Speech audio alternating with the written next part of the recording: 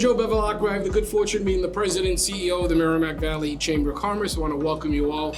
This is our program. We believe in bringing business and government together for a positive, proactive approach. So already the Chamber has hosted the mayors and the town managers of the Merrimack Valley. We've hosted the Lieutenant Governor. We've hosted Congressman Moulton. Congresswoman Trahan is coming on September 6th at our Women in Business Conference. We've had the state senators.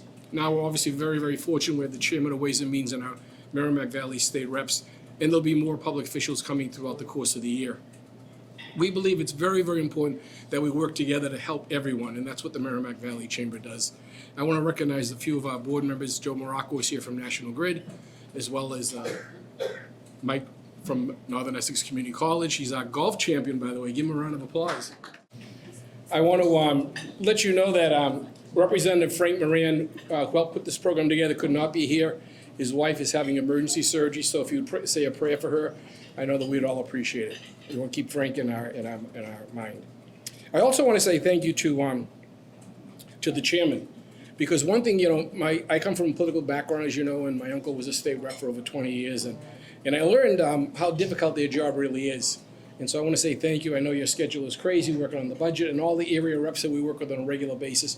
And I want you to know, I say this all the time when we talk about our state legislators, we don't just see them for these programs or for ribbon cuttings or photo opportunities. Whenever we need their office, we call them. And if they don't call us back personally, their office calls back, and we get things done. I can't tell you how many businesses have been impacted positively and assisted by these ladies and gentlemen. So they deserve a round of applause.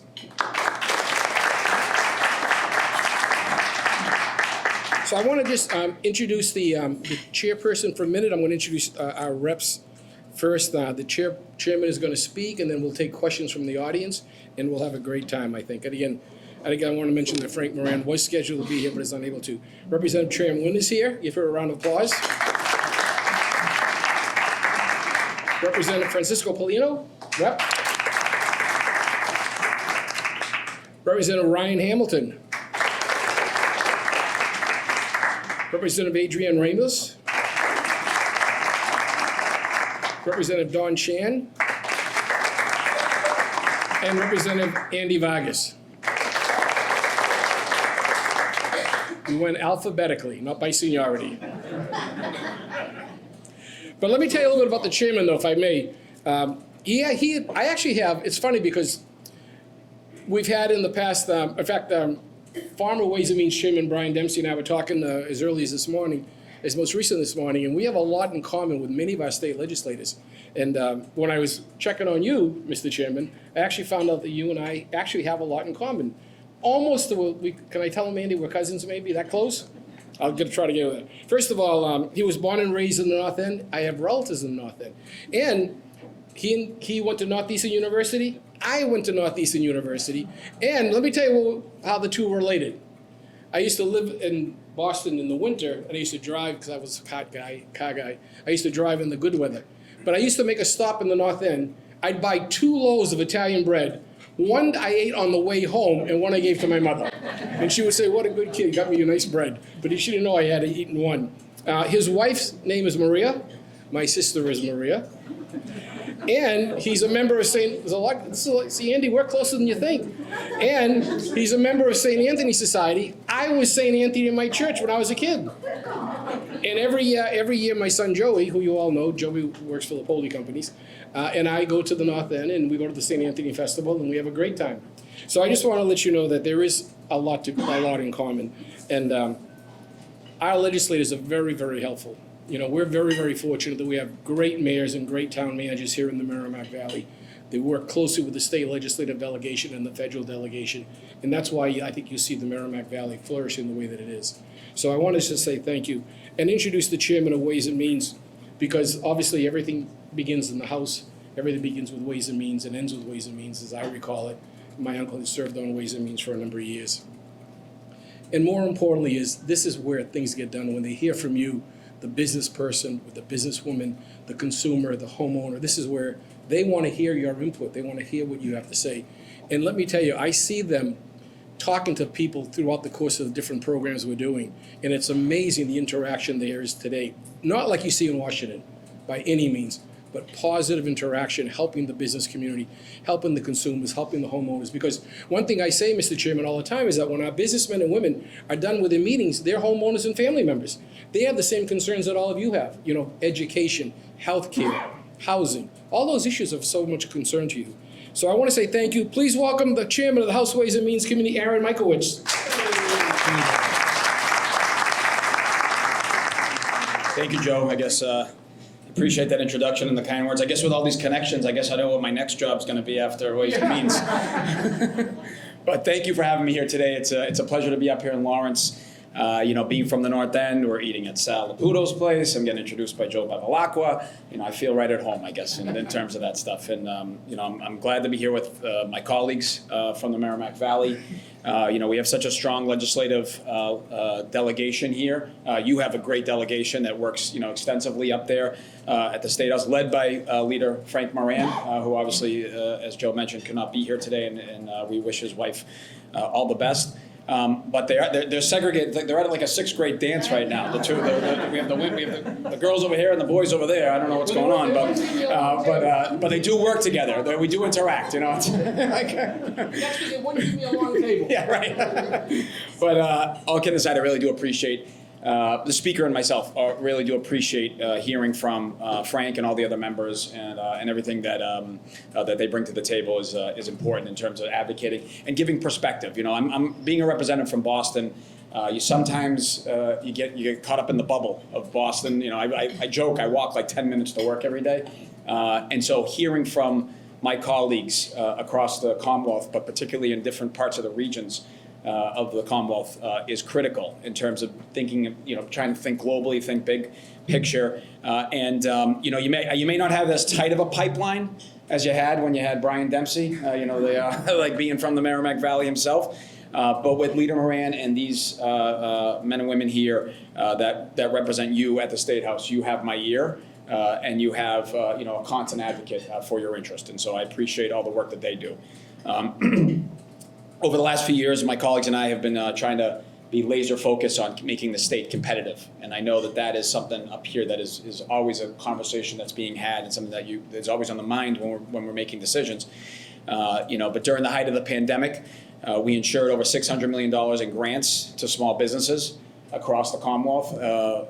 Got them out in a timely, effective manner. It was really some of the best phone calls I got to make in my career was during that time period when we were providing a lifeline through the Mass Growth Capital Corporation grants and being able to make those phone calls and say, hey, $50,000, $75,000 grants or whatever it may be going to some of the smallest businesses in my community.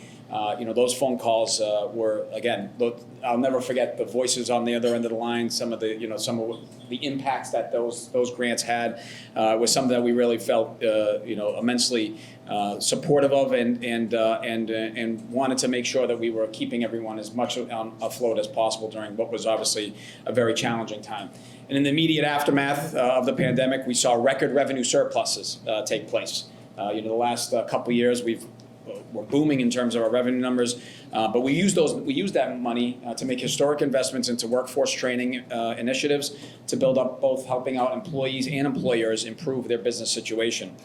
At the same time, we were able to build up the state's rainy day account to over $8 billion, a record number. And we talk about with the discretionary spending of the budget, you want to make sure you have a certain percentage of the rainy day fund to cover that in case we hit bad times.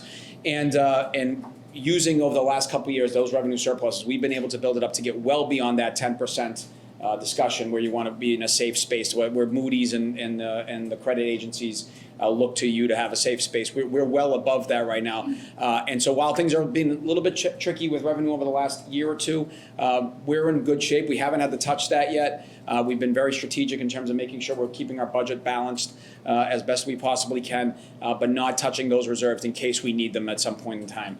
And that's a credit to listening to a lot of folks, a lot of economists in terms of that conversation.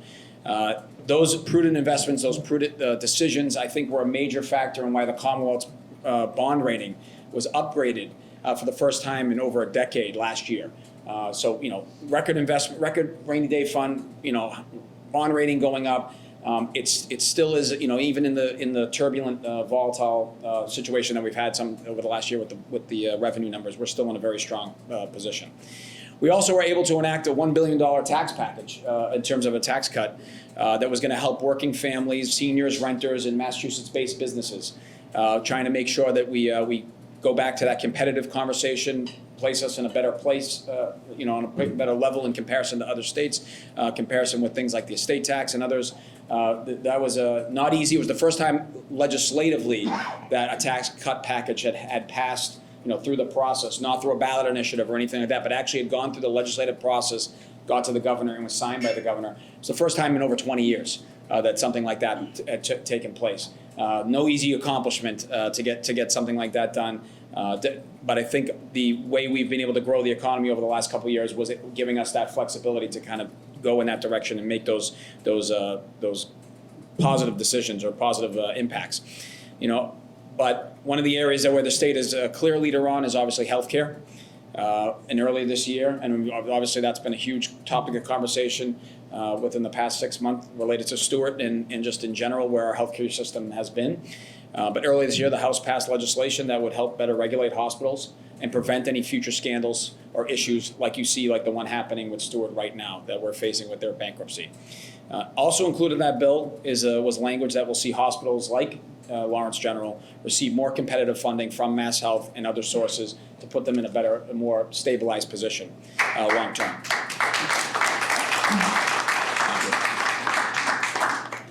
That bill, like many that you will hear me speak about today, are tied up in the midst of a conference committee right now. You're gonna hear conference committee a lot over the next couple minutes here. As the Senate did pass similar language last week, we're not too far off in that conversation, and I'm very confident that we're going to get something over the goal line related to that before the end of the legislative session. Also last week, the legislature enacted our $58 billion budget that used fair share revenue to make serious investments into regional transit authorities. And provides them with grants to offer free fare services and rides, something that I know the Merrimack Valley Regional Transit Authority has been leading the way on and has been a large voice in that conversation, and we're very excited about getting that over to the governor. I'm hopeful that I think that's going to clear the governor's pen as well. That budget also put us over $1 billion towards, we put over $1 billion towards early child care. An area that we know has had will have a major impact on our economy. It's one of the things outside of the discussion about strengthening small businesses. One of the things we learned during the dark days of the pandemic was how important our child care, how important providing adequate and affordable child care is to our economy.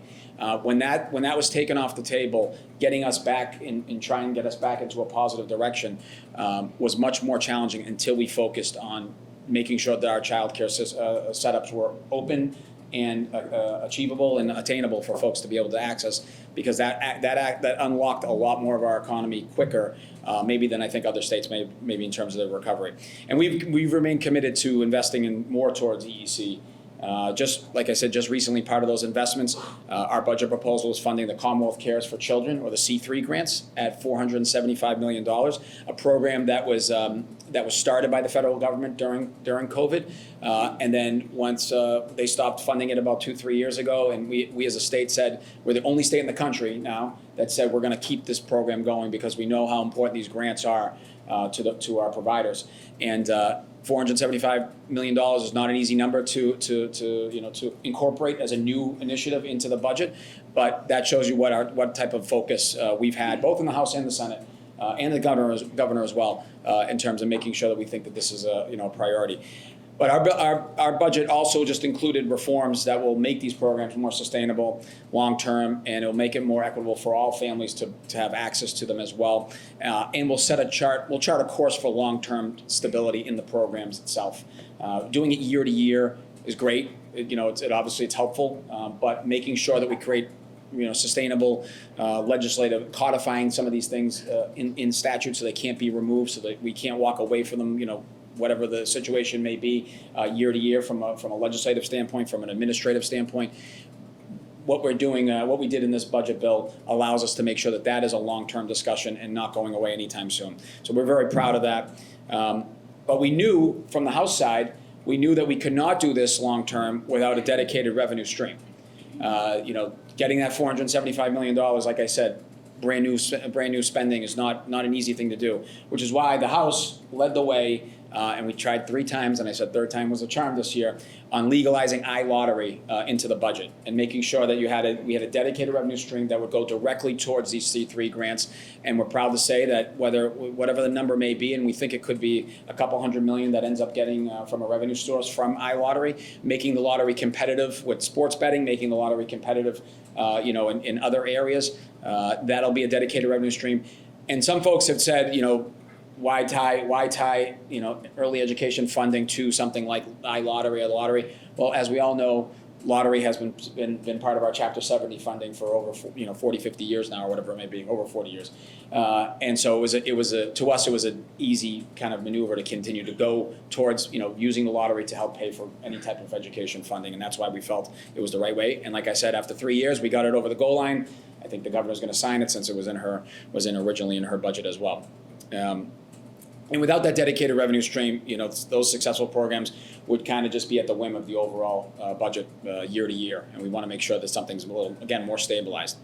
While those initiatives certainly have an impact on a business on any size, we took a direct focus on small businesses or micro businesses, something I know that the Merrimack Valley prides itself on having, being a strength of the business community. And we added $7.6 million for small business technical assistance grants to provide technical assistance or training programs to businesses with not more than 20 employees. $2.5 million for competitive grant program to work with urban entrepreneurs to promote small businesses, create new jobs, and support workforce development in urban communities.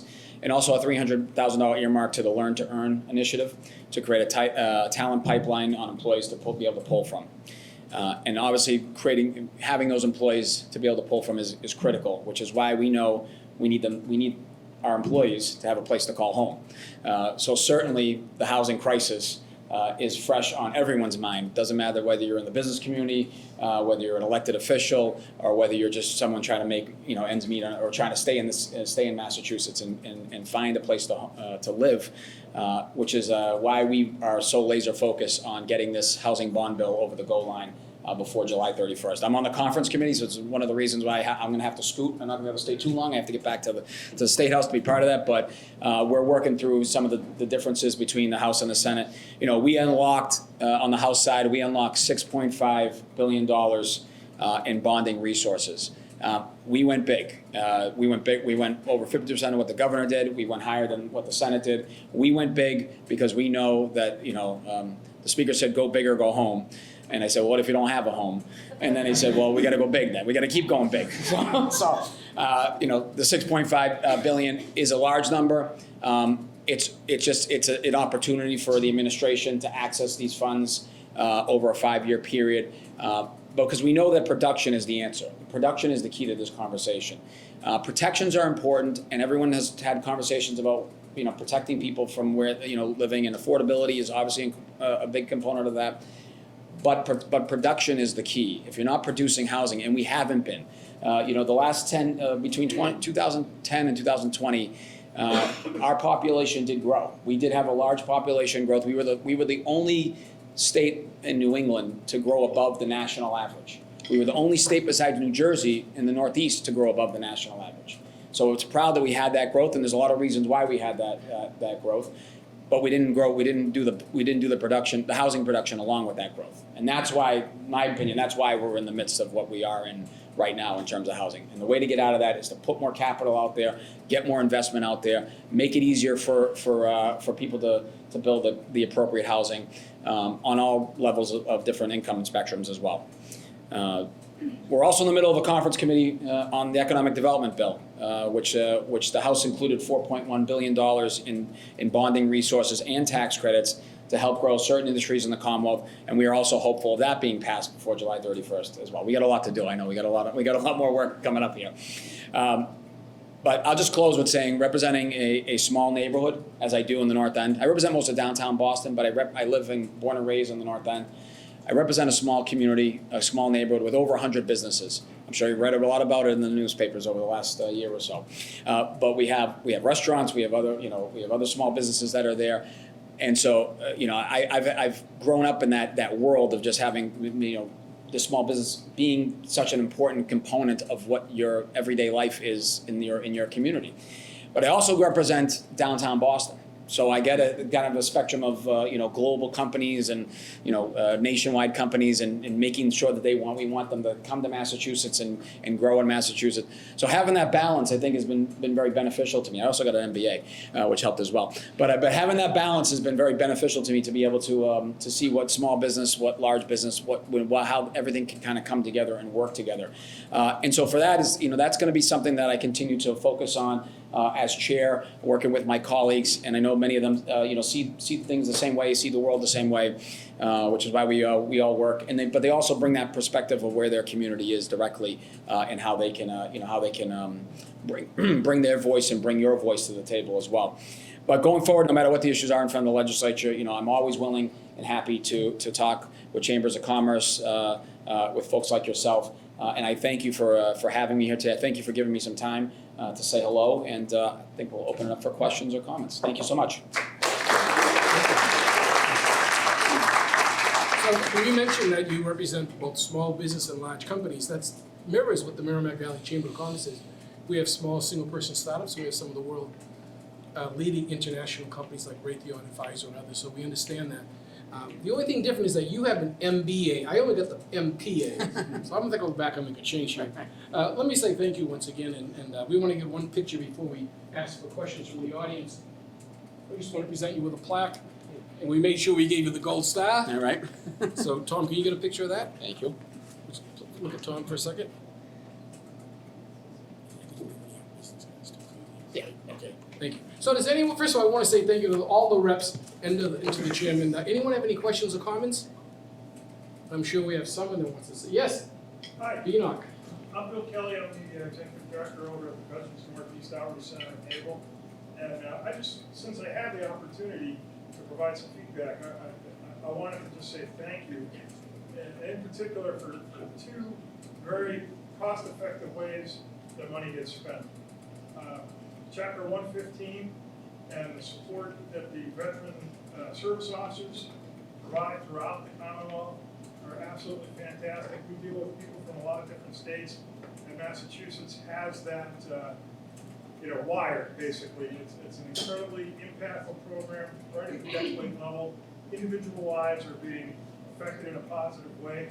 So we would encourage you to continue to support and fund that element within the Executive Office of Veteran Services and those monies for that particular program.